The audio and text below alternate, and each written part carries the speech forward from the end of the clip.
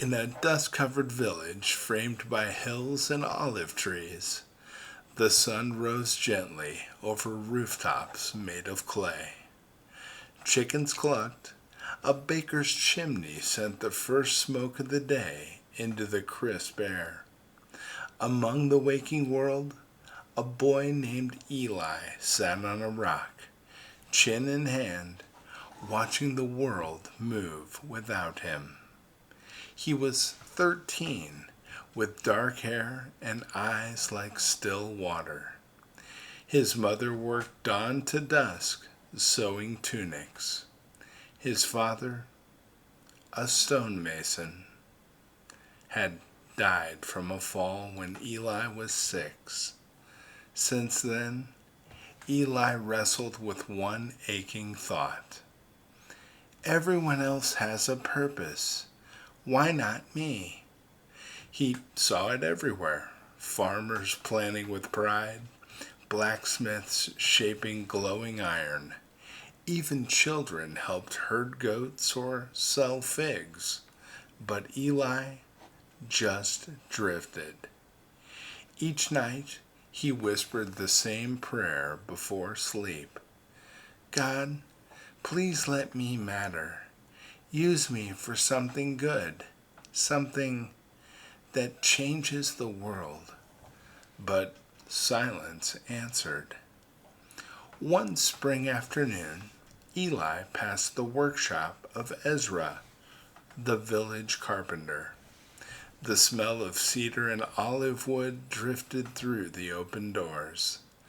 Ezra was broad-shouldered with calloused hands and eyes that smiled before his mouth did. He saw Eli watching from the doorway and called out, "Looking for something?" Eli shrugged. "I don't know." Ezra chuckled. "Sounds like the beginning of something." The next morning, Ezra handed him a broom. "Start here. Every craftsman begins with dust." At first, Eli swept floors, fetched water, sorted wooden pegs, and was often covered in sawdust before lunch. But Ezra never rushed. He would say, "Patience shapes a man the way a chisel shapes a beam." Over time, Eli learned to plane, drill, carve, and smooth. Still, he often asked, "When will I get to build something important?" Ezra would smile and say, "You already are. You just can't see it yet." 3 years passed. Then, one late afternoon, Ezra brought out a beam unlike any Eli had seen. It was darker, older. It carried a scent of myrrh and sap, and felt sacred. Ezra looked into his eyes and said, "Carve this, gently, carefully. Don't rush. Don't ask." Eli obeyed. He spent days sanding every curve, rounding the edges just enough, oiling it with care. He worked in silence, hands guided by instinct, heart strangely stirred. When he finally brought the beam to Ezra, the old man ran his hands across it slowly, then closed his eyes. "You've done well." "What's this for?" Eli asked.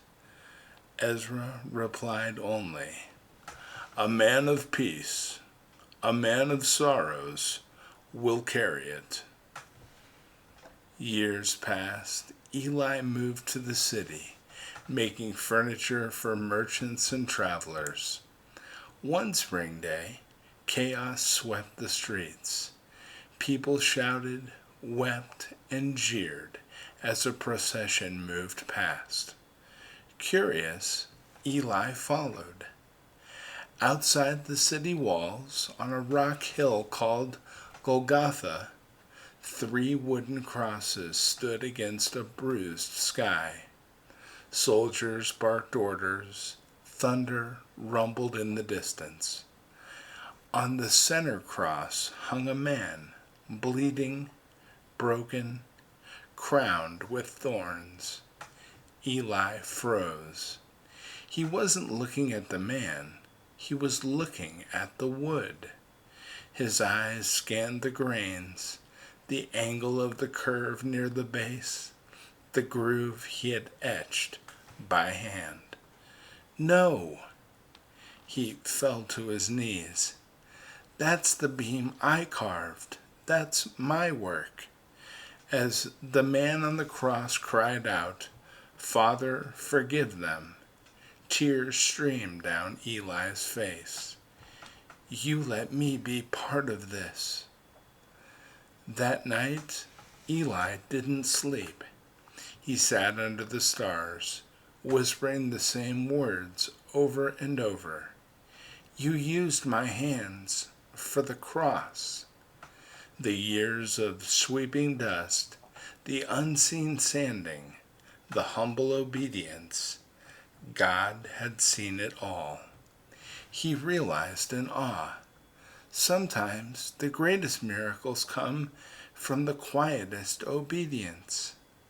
He thought he had been forgotten, but he had been chosen. So you might feel invisible, ordinary, overlooked. But when God writes your story, there are no wasted chapters. The silent seasons, the thankless tasks, the jobs that seem too small to matter, those are the very tools God uses to carve his biggest miracles. Like Eli, you may not recognize the holy thing you're shaping until it stands tall and saves someone's life. He who is faithful in little will be trusted with much. Luke 16, verse 10. God bless you, my friends.